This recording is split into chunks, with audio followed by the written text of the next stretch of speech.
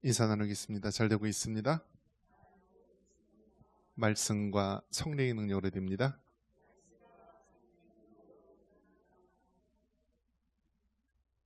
말씀의 제목 같이 한번 읽어보겠습니다. 맹인으로 난 것이 누구의 죄로 인함이니까. 오늘은 이 실로암 사건에 대한 이야기입니다. 실로암. 우리가 실로암 복음성가 노래도 있죠. 어두운 밤에 캄캄한 밤에 새벽을 찾아 떠난다. 종이 울리고 닭이 울어도 내 눈에는 오직 밤이었어. 우리가 처음 만난 그때는 차가운 새벽이었어. 주님 마음속에 여명 있음을 나는 느낄 수 있었어. 오지여 당신께 감사하리라. 실로암 내게 주심을 나에게 영원한 사랑 속에서 떠나지 않게 하소서. 이 실로암이요, 한때는 이 군인들 중에서 넘버원, 제일 좋아하는 노래였고요. 우리나라 사람들 굉장히 좋아했던 노래입니다. 어두운 밤에 캄캄한 밤에. 그래서 이 노래가 바로 실로암, 실로암, 이 요한복음 9장에 나오는 실로암의 이야기입니다.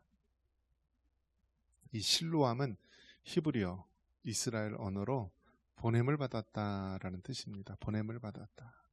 이 예수님께서 날 때부터 소경이 된 이 한 맹인을 실로암 연못으로 보내었습니다.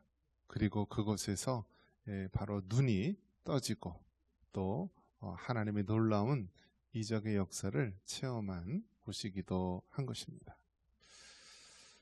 자, 여러분, 그 구약 성경서부터 계속해서 강조하는 것이 무엇이냐면 우리를 구원할 자가 오시는데 그가 오시면은 귀신이 떠나가고 안진뱅이가 일어나고 눈먼 자가 다시 보게 하고, 그래서 오늘도 이렇게 눈먼 자가 다시 보게 한다라는 것은 무엇을 얘기하는 건가요? 바로 예수님이 우리가 그토록 기다렸던 그리스도다, 메시아다, 하나님의 아들, 우리의 구원자시다라는 것을 강조하는 것입니다. 여기서 이제 우리가 생각해 볼 것이 무엇이냐면 날 때부터 소경이 된 것이 누구의 죄 때문에 그런가?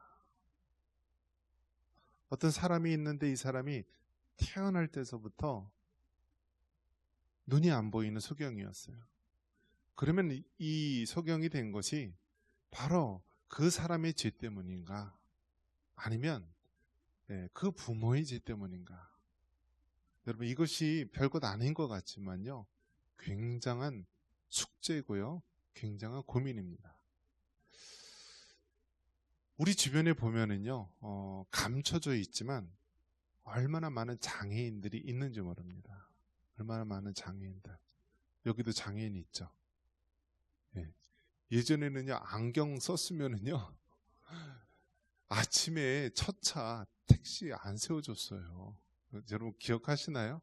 안경 쓴 사람이요, 아침에 택시 잡으려고 그러면은 재수없다 그래서 안 썼어요. 뭐 우리나라가 미신에 찌든 나라라서 그러는 거이긴 하지만 안경 쓴 것도 뭐라고 본 거예요? 장애인으로 본 거예요, 장애인. 근데 요즘에는 뭐 안경 안 낀 사람이 거의 없죠. 근데 더 대단한 건 이제 다 눈알도 빼가지고요, 새 거로 또 껴주죠. 예? 눈도 근시인 사람들 다 수술해서요 해주고요. 또 근신 백내장인 경우에도 이제 다 새로운 렌즈로 이렇게 껴줘요. 자, 그런데 어쨌든 여러분, 그 장애를 가지고 태어난 사람이 있다라고 한다면 누가 제일 큰 근심이에요? 그 부모가 큰 근심이에요. 요즘 이제 거리를 가다 이제 보면은요, 빌딩이나 이런 데 바깥에 보면은 흡연 장소가 있습니다. 그러니까 건물 내에는 할 수가 없으니까 건물 밖이나 옥상에서 흡연 장소를 하는데요, 눈에 띄는 곳은요, 이제는 이 남자들, 중년이나 이런 남자들은요, 다 금연하고 다 담배를 끊는데요. 누가 많이 필까요? 여성들이 많이 펴요. 여성들이 이렇게 담배를 피는데요. 문제는 뭐일까요? 임신하게 될 그 여성들이요. 담배를 수년 동안 피다가 임신하면 어떻게 될까요? 장애를 가질 가능성이 훨씬 높은 거예요. 왜죠? 이 담배라는 것은요. 이거는 엄연한 마약이에요. 마약이 무엇이죠? 혼자 힘으로 끊을 수 없고 중독성이 있고 또 이 발암물질로 인하여서 우리가 폐암을 비롯한 여러 가지 질병의 원인이 되는 것이 바로 이 담배예요. 그런데 사회에서는 어떻게 하죠? 담배를 못 피게 하면 어떻게 할까요? 이 죄성을 가진 인간들이요. 담배를 못 피게 하면 어떻게 할까요? 다 지하로 숨어 들어가서 그것을 해요. 여러분이 퀴즈 한번 낼게요. 교도소에서 담배 필 수 있을까요? 없을까요? 구치소에서 담배 필 수 있을까요? 없을까요? 안 가봐서 몰라요? 그럼 범죄 저지르는 사람들 보면은 대부분 담배 피는 사람이 많아요? 적어요?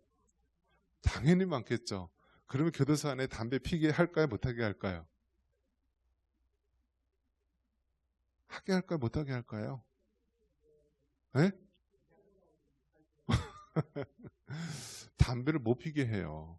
담배를 못 피게 해요. 왜 그렇죠? 네, 화재 날까봐. 불이라는 것이 무섭잖아요, 여러분. 그래서 어쨌든 뭐 여러 가지 이유가 있겠지만은요, 담배 못 피게 해요. 그러니까 이 도둑놈들이 어떻게 담배 피려고 하죠? 어떻게 쓰는지 담배 연기를 맡고 싶어가지고요.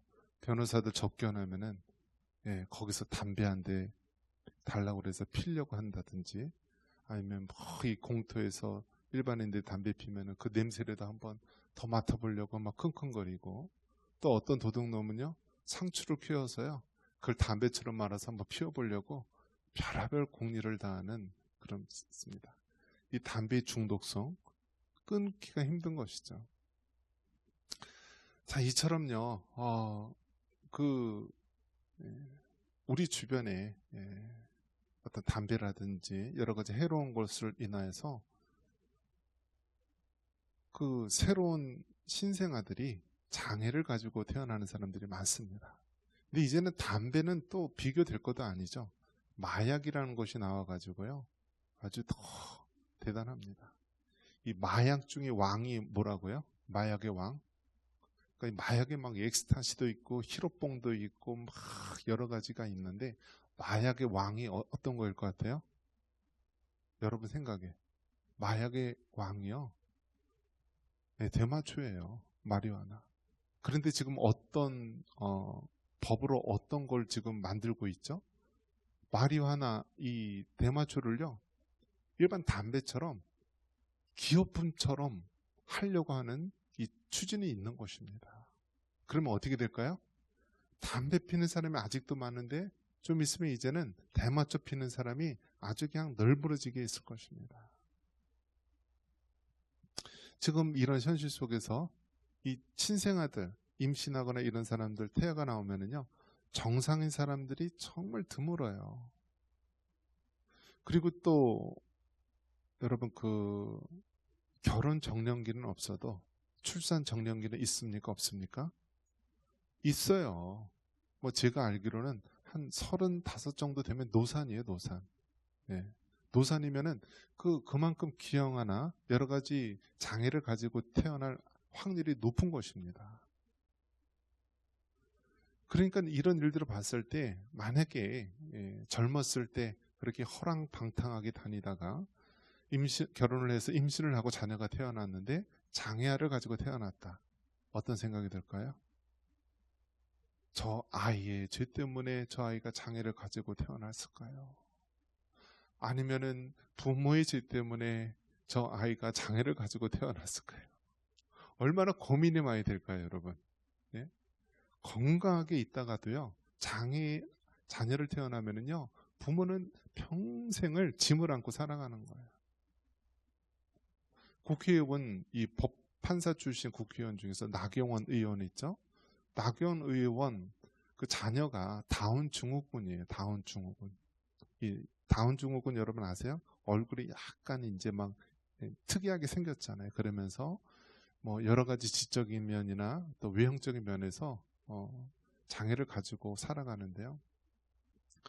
엄마가 서울대 법대, 아버지도 뭐 다 서울대 법대 출신, 다 이 판사 출신이고요. 최고 엘리트죠. 그럼에도 불구하고 자녀가 다운 증후군이라고 하는 장애를 가지고 태어난 거예요. 얼마나 이 부모의 마음이 아프겠습니까? 예. 그런 모습을 봤을 때 오늘 이 요한복음 9장에 나온 이 맹인으로 난 것, 태어날 때서부터 맹인으로 난 것이 누구의 죄 때문인가? 누구의 죄로 인함인가? 이것이 비단 이 성경에 나오는 인물, 어떤 특정 인물뿐만 아니라 우리의 기도 제목이고 우리의 고민이기도 한 것입니다. 도대체 내 자식이 저렇게 개망나니 짓을 하는데 저의 죄 때문에 그런가? 아니면 부모의 죄 때문에 그런가? 맨날 밖에 나가서 도둑질하고 싸우고 그런 자녀가 있다면 도대체 저렇게 하는 애가 저의 자체의 문제 때문인가? 아니면 이 부모로부터 어떤 문제 때문인가? 이것이 여러분 우리의 늘 고민이고 늘 우리 문제예요. 저렇게 신앙 없는 자녀가 태어난 것이 저의 잘못 때문인가? 아니면 이 부모의 잘못 때문인가? 요즘 자녀들 낳는 거 보면은요, 자녀를 거의 안 낳죠. 출산율이 0.8명에서 이제는 뭐 점점 더 떨어진다고 하죠. 그런데 인구가 유지가 되려면 2.1명, 2.1이 돼야 된다고 합니다. 2.1% 출산율이. 그런데 우리나라는 2.1도 아니고 1도 아니고 0.8에서 더 추락하고 있는데요.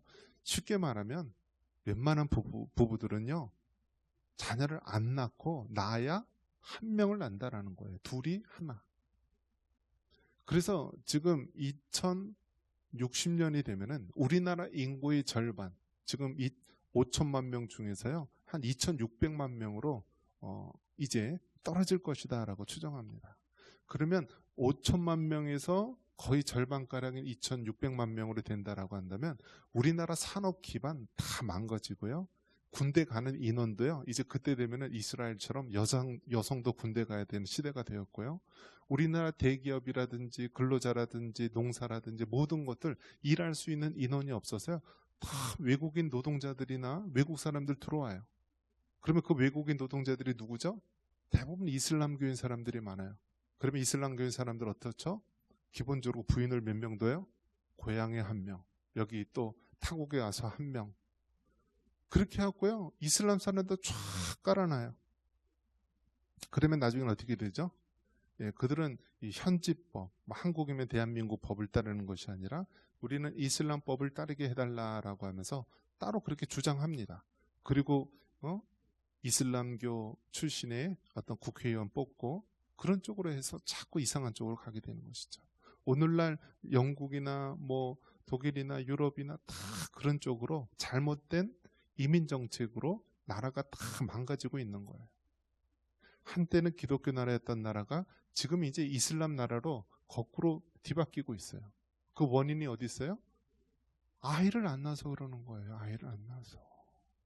아이를 안 낳아서. 과거에는 사랑하면 뭐라고 얘기했어요? 내 아이를 낳아도. 그거 안 들어보셨어요? 박남훈 집사님. 내 아이를 낳아도 안 들어봤어요? 과거에는 사랑하면은 내 아이를 낳아도, 내 자식을 낳아달라. 이것이 정말 얼마나 사랑하는 사람들이 원하는 바였습니까? 그런데 이제는요, 내 아이를 낳아도가 아니라 아이를 아예 안 낳아요. 아이를 안 낳아요. 그런데 그게 한 개인으로 그치는 것이 아니라 사회적 현상 때문에 나라가 멸망하게 된 것이다라는 거예요. 근데 여기서 눈여겨볼 거는요, 그럼에도 불구하고 꿋꿋하게 낳는 사람이 있어요. 우리 주변에도 보면은요, 꿋꿋하게 자녀를 낳는 사람이 있어요. 어떤 사람이 낳죠? 장애를 가진 부모들이 많이 낳아요. 우리 교회에서도 그런 경우가 많이 있는데요. 자녀가 유난히 많아요. 3명, 5명, 뭐 그 이상 되는 경우도 있어요. 그런데 그 부모를 보면은요, 뭐 그렇지 않은 경우도 있지만 대부분 부모가 장애를 가진 경우, 정신적인 장애, 여러 가지 또 장애를 가진 사람들이 많이 나요. 바람직한 거예요, 아니에요, 여러분? 물론 생명을 낳는 것을 막을 수는 없어요. 그런데 어떻게 되죠? 유전적으로 문제가 있다거나 어떤 가족력에 문제가 있다라고 한다면요, 굉장히 조심하고 굉장히 우리가 그 부분에 대해서 준비를 하고 나야 되는 것이죠. 그런데 자녀를 무조건 생기는 대로 낳는 거예요. 그러다 보니까 관리가 안 돼요, 자녀들이. 방치가 돼요.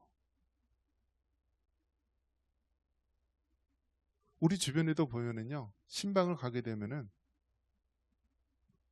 부모가 좀 문제가 있고 자녀는 그냥 멀쩡한 것 같아요. 그런데 한 가지 딱 가면서 느끼는 게 무엇인지 아십니까? 집이 더러워요. 집이 어떻다고요? 더러워요, 집이. 아이, 뭐 집 좀 더러운 거 가지고 그게 무슨 정신적인 문제랑 무슨 상관이 있습니까? 라고 할 텐데요. 사람의 심리적인 그 부분이요, 정리정돈이 잘 되고 이런 것하고 어지럽혀져 있는 거하고 다른 거예요. 한 비행기 조종사가 있는데 추락했어요. 막 조사를 해봤는데 이 사람이 평상시에는 모든 것을 깔끔하고 깨끗하게 하는데 이상하게 더럽고 지저분하고 정리가 안 되고 막 그런 거예요. 그러니까 사람의 정신적인 그 부분이요, 외적인 것으로 표출되는데 정리정돈을 안 하고 지저분하게 사는 거예요. 신방을 가고 이렇게 했을 때도요, 그 본인들은 못 느껴요. 본인들은 못 느끼는데요, 지저분하다. 여기서 과연 살 수 있을까? 그럴 정도로 냄새하고 막 짐승들 털하고 막 이렇게 너저분하게 있는데 본인들은 못 느껴요. 왜 그렇죠? 그 환경에 익숙해져 있기 때문에 그런 거예요. 근데 문제는 뭐냐면 그 자녀들도 그대로 배워요. 그 자녀들도 부모가 지저분하게 하고 그렇게 살아왔으면요, 자녀들도 그 학습 효과에 의해서요, 그 더럽고 지저분한 게 자연스럽게 여겨지는 거예요. 무엇을 얘기하는 것입니까? 우리가 건강함에 대해서 이야기할 때 그러한 우리 주변에 있는 정리정돈이라든지 마음에 있는 부분들이 그렇게 겉으로 드러난다라는 거예요. 그러니까 자녀를 낳는 부분에 있어서도 여러분, 건강하고 부모가 건강해야 되고요. 그리고 책임 있게 건강한 자녀를 낳을 수 있도록 기도하고 그렇게 준비를 해야 되는 거예요. 계속 산모가 줄담배를 피고요, 컴퓨터 게임하느라고 그냥 며칠씩 밤을 새우고 그렇게 한다면 자녀는 당연히 비정상적인 사람으로 나올 수밖에 없는 거예요.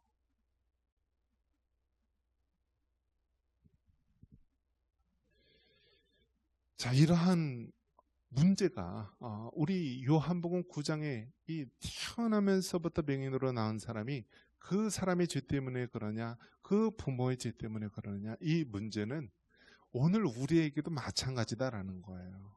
오늘 우리에게도 우리의 자녀들이, 우리의 가족들이 문제가 있는 것, 그 부분이 그 사람의 죄 때문에 그런 거냐, 아니면 그 부모의 죄 때문에 그런 거냐, 이러한 문제는 지금도 우리에게 동일하게 여겨지고 있다는 것입니다. 여러분, 죄인과 죄인이 만나면 누가 나올까요? 죄인이에요, 죄인. 하나님의 아들은 누가 나오죠? 하나님이에요. 하나님의 아들은 하나님이에요. 사람의 자녀는 사람이에요. 죄성을 가진 자녀들은요, 또 죄성을 가진 자녀를 낳아요. 동물을 키워보고 개를 키워보면 어떻죠? 진돗개는 뭐를 낳죠? 진돗개를 낳고, 또 리트리버, 아주 순종적이고 명인견을 많이 사용하는 골든 리트리버 같은 경우, 리트리버는 무엇을 낳을까요? 리트리버를 낳아요. 그거 보면 혈통이 너무나 그냥 이렇게 이어져 내려온 거 보면 깜짝 놀랐습니다, 여러분. 짐승들도요, 그 혈통에 따라 그 비슷해요. 비슷한 그런 유전적인 혈통을 가지고 아주 성향이나 성격이나 특성이 다 비슷해요. 마찬가지로 아담과 하와의 후손, 죄성을 가진 아담과 하와의 후손은요, 그 죄성을 다 그대로 가지고 태어났어요. 그렇기 때문에 자녀들에게 죄를 가르쳐 주지 않아도 태어나면서 타고나게 본성적으로 어떻게 해요? 죄를 가지고 태어나고요, 그 죄의 굴레 안에 살게 되는 것이 우리 죄인들, 인간의 모습입니다. 자, 그래서 하나님 입장에서 보면은 그냥 우리는, 저 사람은 아주 큰 죄인이고 나는 그래도 조그만 죄인이다라고 생각할 수 있을는지 모르지만, 하나님 눈에는, 한번 따라해 보겠습니다. 그놈이 그놈이다. 하나님 편에서 보면은요, 다 그 죄인이 그 죄인이에요. 우리는 내가 더 의롭지 않느냐, 저 사람이 더 죄인 아니냐, 나는 바리새인과 서기관같이 의롭고 저 사람은 정말 세리와 그러한 주인들, 그런 사람들처럼 우리가 이렇게 나누려고 하고 있는데요, 하나님 눈에는 모두 다 죄성을 가진 죄인, 구원받아야 할 죄인으로 보는 것입니다. 그래서 결론적으로 하나님께서 뭐라고 얘기합니까? 그 사람의 죄나 그의 부모의 죄가 아니라 바로 하나님이 하시는 일을 나타내고자 합니다 라고 말합니다. 3절 같이 한번 읽어보겠습니다. 3절입니다. 예수께서 대답하시되 이 사람이나 그 부모의 죄로 인한 것이 아니라 그에게서 하나님이 하시는 일을 나타내고자 하심이라.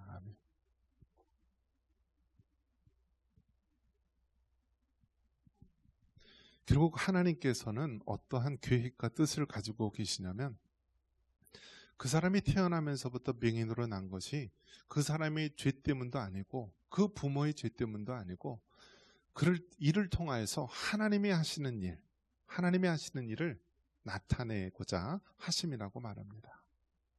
그러니까 우리가 어떤 일을 당했을 때, 특히 질병이라고 하는 고난, 육신의 아픔이라고 하는 고난을 당했을 때, 우리가 이 고난에 대해서, 이 질병에 대해서, 이 문제에 대해서 하나님 앞에 진지하게 올려놓고 기도해야 된다라는 사실입니다. 여러분, 성격이 변해요, 안 변해요? 베드로가 이제 예수님 만난 이후에 변했어요, 안 변했어요? 안 변해요, 잘. 그러니까 예수님이 잡혀갈 때 어떻게 하죠?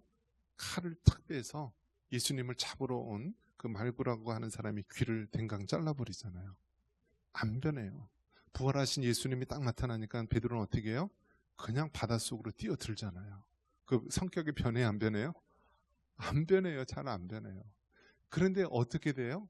우리가 예수님을 닮아서 성품이 변화될 수는 있어요. 성품이. 그래서 베드로는 나중에 죽을 때는 어떻게 죽나요? 십자가에 달려 죽는데 거꾸로 달려 죽잖아요. 그러니까 순교의 삶으로 그의 삶을 마치는데요, 우리가 예수님을 만나면 우리의 본질적인 성격은 변하지 않지만 우리의 성품이 예수님의 성품으로 변화될 수 있다. 이것이 바로 성경의 진리입니다.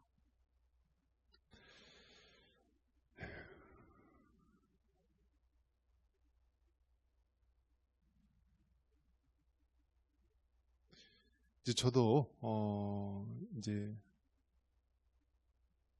첫째는 의도하지 않게 너무 빨리 이 세상에 태어났고, 둘째는 기도하면서 이제 태어났어요. 그런데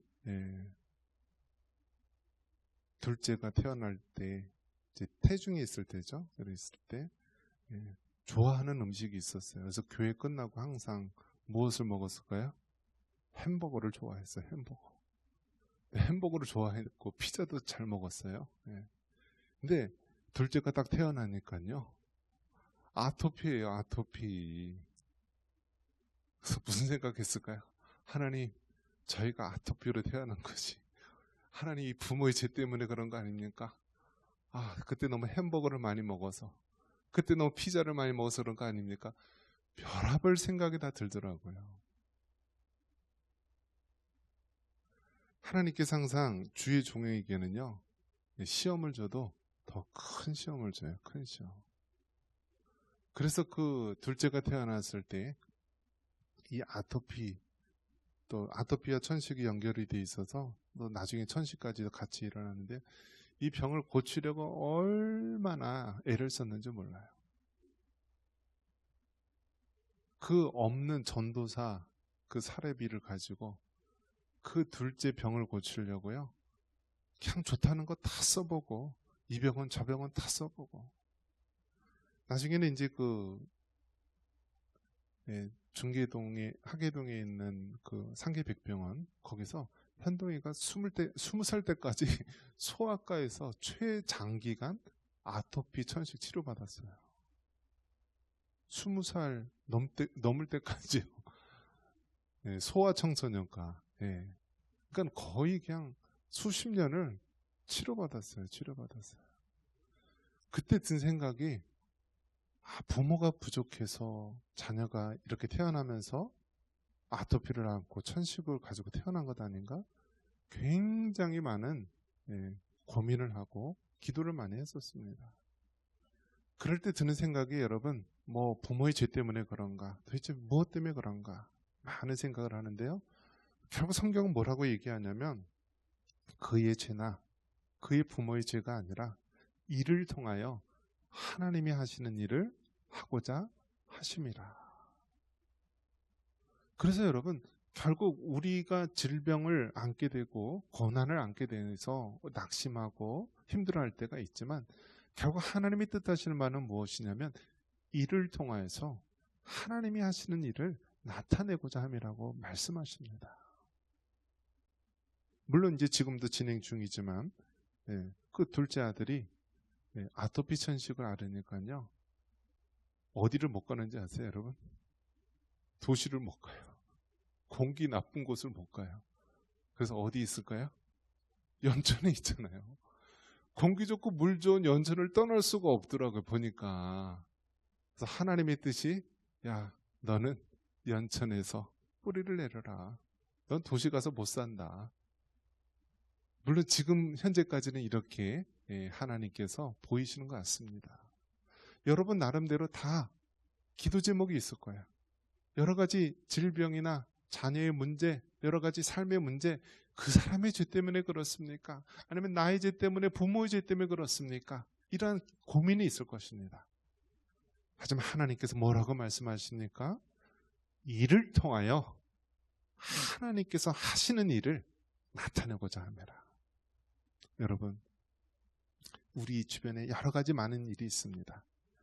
낙심하지 말고요, 좌절하지 말고, 나 때문에 그렇다라면서 실망하지 마시고요, 하나님, 나의 연약함, 나의 부족함, 우리의 이 죄스러운 모습, 이것에도 불구하고 하나님의 영광을 나타내 주옵소서. 그렇게 기도하시기 바랍니다. 내 자식의 부족함, 내 손주들의 그 연약함을 놓고 기도하면서 하나님의 일을 통하여서 하나님의 일하심과 하나님의 나타나심이 나타나게 하옵소서. 그렇게 기도하며 하나님께 영광을 구할 수 있기를 바랍니다. 자식은 끝이 있어요, 없어요? 끝까지, 우리 죽을 때까지 AS 해줘야 돼요. 하나님이 우리에게 주신 사명이 우리 자녀들과 우리 손주들 끝까지 신앙으로 책임지는 것이 부모의 사명입니다. 할아버지 할머니의 사명입니다. 이러한 은혜가 있기를 주님의 이름으로 축원합니다.